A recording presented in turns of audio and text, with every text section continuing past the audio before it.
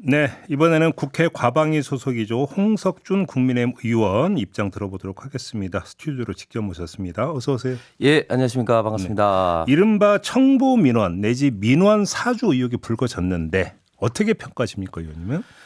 예, 일단 뭐 이 사안에 대해서는 이제 유림위원장이 검찰의 수사를 의뢰했고 또 뭐 내부 감사를 한다니까 이제 밝혀지겠지만 네. 저는 일단 첫 번째 이 동기 자체가 사실은 좀 과연 뭐 지금 뉴스타파에서 제기하는 청부 민원은 필요성이 있나 이런 생각이 드는 게 이미 그 제가 알기로는 한 180 몇 분의 민원이 시간대는 정확하게 모르겠습니다. 이미 제기되고 있었고 저희 국민의힘을 비롯해서 많은 분들이 문제 제기를 좀 해온 사항이었습니다. 잘 아시는 것처럼 이 사안은 2022년 대선 직전에 3월 6일 날 김만배 신앙님의 이런 어떤 허위 녹취록 조작 보도를 뉴스타파가 한 것에 대해서 방송사들이 제대로 확인도 안 하고 보도를 해서 많은 어떤 국민들이 어떤 자유민주주의의 가장 중요한 정치적인 이벤트 꽂힌 대선을 이렇게 왜곡 조작하기 위해서 그런 거 아니냐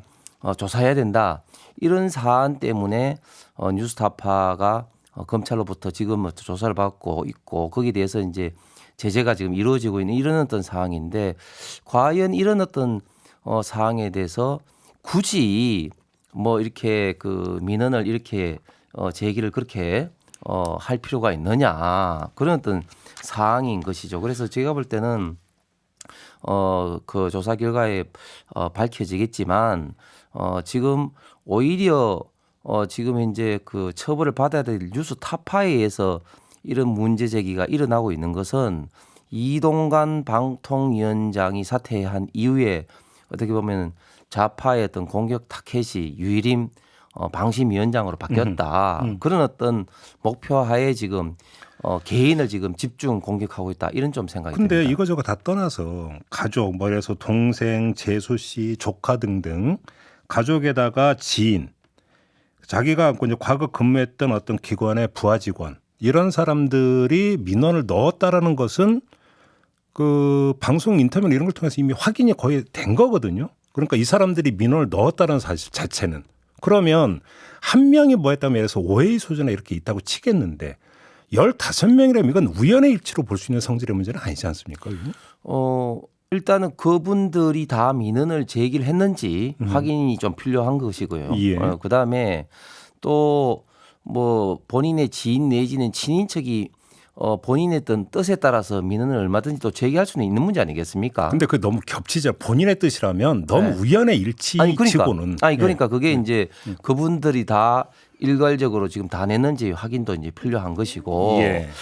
그다음에 저는 가장 기본적으로 이런 문제 제기를 다시 말씀드리지만 이런 어떤 엄청난 대선 조작에 관여한 뉴스타파에서 문제 제기를 한 것에 대해서 저는 마치 이 범인이 수사를 하는 경찰을 지금 현재 고발 내지 비판한 것과 똑같다 그런 생각이 좀 듭니다. 근데 이 그 이른바 청부 민원 의혹을 최초 제기한 건 뉴스타파가 아니라 익명의 신고자가 권익위원회에 신고를 한 게 이제 최초 행위인 거고 그게 알려져서 뉴스타파가 먼저 보도했고 이렇게 됐던 거잖아요. 그러니까 뉴스타파가 이 의혹을 제기한 주체라고 보기는 힘들죠. 익명의 신고자가 주체인 거죠. 엄밀하게 이야기를 하면. 익명의 신고자가 뭐 누군지는 뭐 정확하게 모르겠습니다만 그런데 이제 익명의 신고자가 과연 저는 개인이 했을까? 왜냐하면 이런 어떤 그 민원인에 대한 어떤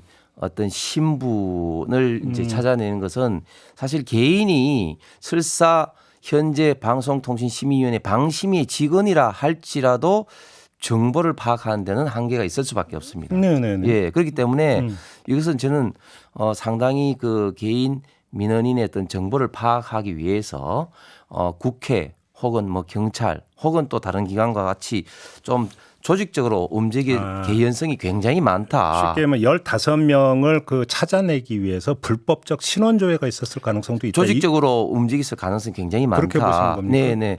그리고 그렇게 하기 위해서는 사전에 저는 뭐 뉴스타파가 됐든 어디가 됐든 그냥 단순하게 이거를 뭐 내부 신고에 의해서 보도를 했다.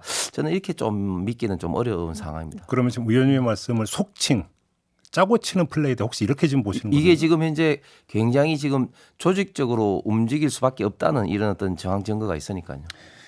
알겠습니다. 요즘 조금 전에 이제 김준희 지부장하고 인터뷰하면서 나왔던 얘기인데 김준희 지부장이 2018년에 직원이 다른 사람 이름으로 민원을 제기했다가 걸려서 해임이 되는 일이 있었다라는 점을 이제 그 얘기를 했어요. 근데 만약에 민원 사주 내지 청부 민원이 있었던 사실이 확인이 된다면 유일임 위원장은 책임을 져야 되는 건 맞죠? 이 사안은 이제 그 사실관계를 이제 먼저 확인을 좀 예. 해볼던 사항이고, 예. 그리고 조금 전에 노조 위원장도 이야기를 했지만 일단은 이 사안이 심사하는 사항이 이미 황성욱 전 방심위원장 직무대행 때 이미 안건으로 지금 현재 올라가 있던 그런 어떤 사안이었습니다. 그러니까 민원이 그러니까 들어온 게 있느냐라고 물어보고 있다고 합니다. 그러니까 있습니다라고는 그 속기록에 나와 있더라고요, 그게. 네네네. 그러니까 민원의 기초에서 이제 그러니까 그 민원이 그러니까 제가 다시 말씀드리면 요 사항만 가지고 한 게 아니고 요 사항만 아니고 전체 한 이 관련된 민원이 188건 있었습니다. 네. 그러니까 이 민원의 어떤 선후가 제가 정확하게는 모르겠지만 이 민원에 의해서 촉발된 것이 제가 볼 때는 아니라는 거죠. 알겠습니다. 마지막 요건과 관련해서 요걸 좀 여쭤볼게요. 자, 그러면 어떻게 알았느냐? 이게 좀 약간 의심되는 부분이 있다고 지적을 하셨는데 그건 그대로 놔두고 네. 이제 그 익명 신고의 목적이 있지 않습니까? 네. 공익에 부합한다는 점을 인정하십니까? 신고의 목적에 있어서. 이거는 이제 국민권익위가 이제 판단할 사항이라고 생각합니다. 그래요. 네. 알겠습니다. 자, 의원님 모신 김에 이 점도 좀 함께 여쭤봐야 될 것 같은데 오늘 이제 김홍일 방통위원장 후보자에 대한 청문회 열리죠. 네. 이제 바로 가셔야 될 것 같네요. 그렇습니다. 네. 예. 아무튼 바쁘신데 이렇게 나와주셔서 감사드리고 감사합니다. 네. 지금 쟁점으로 부각된 게 오리온 그룹 그 부회장 네. 이른바 횡령 의혹 사건의 변호인으로 이름을 올렸다. 사회이사인데 이게 지금 쟁점으로 부각이 된 게 이건 어떻게 평가하세요? 이 점에 대해서는 본인도 좀 뭐 그 본의 아닌 어떤 변호인을 올린 것에 대해서 유감을 표명한 걸로 알고 있습니다. 이런 어떤 지금 저도 이제 그 청문 자료를 좀 갖고 왔는데 예. 이 쟁점뿐만 아니라 몇 가지 좀 쟁점은 사실은 있죠. 있죠. 예. 이런 어떤 사항에 대해서 본인이 오늘 그 청문회에서 어떤 해명과 이야기를 하실지 한번 좀 들어봐야 될 것 같습니다. 근데 민주당에서 계속 제기했던 문제는 검사 출신 네. 이라는 점은 이제 계속 네. 문제 제기인데 이건 어떻게 평가하세요? 지금 그 역대 그 방통위원장을 보면 크게 직업이 세 가지 그룹으로 나눌 수가 있는데요. 첫 번째 언론인 출신 그룹이 있고, 네네네. 그 다음에 이제 그 정당인 출신이 있고, 그 다음에 이제 법조인들이 있습니다. 변호사 출신 있고 했었죠. 그렇습니다. 그래서 이게 변호사, 검사를 굳이 뭐 저희가 볼 때는 구분할 필요가 없다고 생각하고, 그리고 방통위원장 관련된 방통위원법에도 이 그 변호사, 검사 등 어떤 법조인이 얼마 하면은 이제 방통위원장 자격을 이제 부여하고 있습니다. 네네. 예.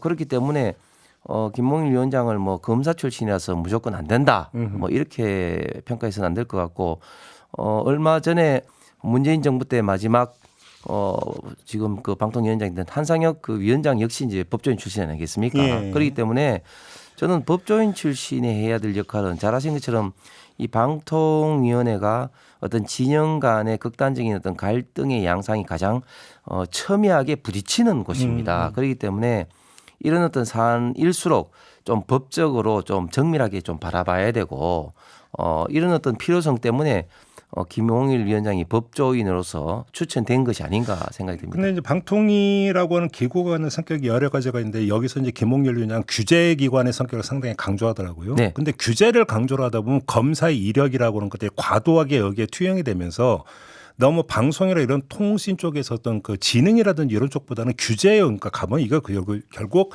방송의 독립성, 방송의 자유의 어떤 침해로도 그러니까 귀결될 수 있는 거 아니냐. 이 점을 우려하는 거라고 봐야 되는 거 아닐까요? 예, 충분히 맞는 말씀입니다. 사실은 이제 방송통신위원회가 크게 보면은 규제의 영역도 있지만 또한 방송 산업의 지능의 영역도 그렇죠. 있는 것이 그렇죠. 사실입니다. 그래서 저는 국민의힘의 규제개혁 추진위원장으로서 한상혁 그 방통위원장 때부터 계속해서 지금 현재 우리 방송사항은 너무 방송 관련된 규제가 심하다. 즉 지금은 이제 방송통신이 사실상 이제 융합돼 있지 않습니까? 그렇기 때문에 OTT의 영역에서는 완전히 다 지금 풀려 있고 네. 방송의 영역에서는 굉장히 규제가 여전히 좀 심한 맞아요. 상황입니다. 이러다 보면 경쟁이 안 되죠. 예, 경쟁이 안 돼. 이쪽은 완전히 다 풀어놓고 이쪽은 방송을 묶어놓고 경쟁하라는 건 맞지가 않은 거죠. 그래서 저는 예를 들면 방송 광고라든지 방송 형식이라 이런 것도 대폭 풀어야 된다 해서 상당 부분 좀 이야기가 사실은 실무적으로 이야기가 진행된 부분이 있는데 어허.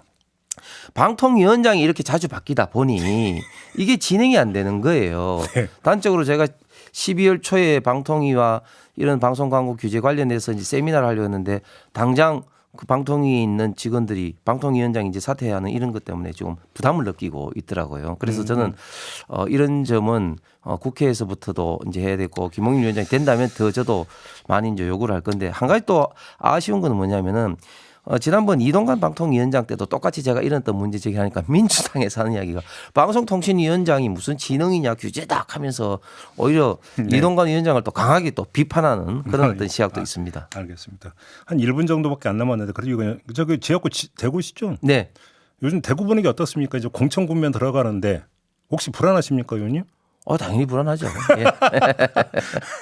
아마 불안하지 않다고 하는 국회의원은 거짓말일 겁니다. 대구뿐만 아니라 전 지역에 있어서. 특히 대구가 물갈이 폭이 좀 심하죠. 총선 때마다. 아무래도 영남권 특히 TK가 보통 한 40~50%를 하니까 물갈이에 대한 어떤 우려가 있고 특히 어제 한동훈 비대위원장 취임하면서 그런 이야기를 했지 않습니까? 본인은 지금 뭐 이런 어떤 때문에 헌신을 하기 위해서 출마를 하지 않겠다. 불출마선은. 지역구든 비례든 그 뜻이 제가 볼 때는 굉장히 시사하는 바가 크고 예. 무섭다. 그래서 이른바 원칙적인 어떤 개혁 드라이브를 당내에도 걸고 그리고 어떤 그 불체포 특권이라든지 이런 걸 통해서 이재명의 어떤 민주당과도 확실한 어떤 차별화를 보이겠다 이런 어떤 선언이기 때문에 네.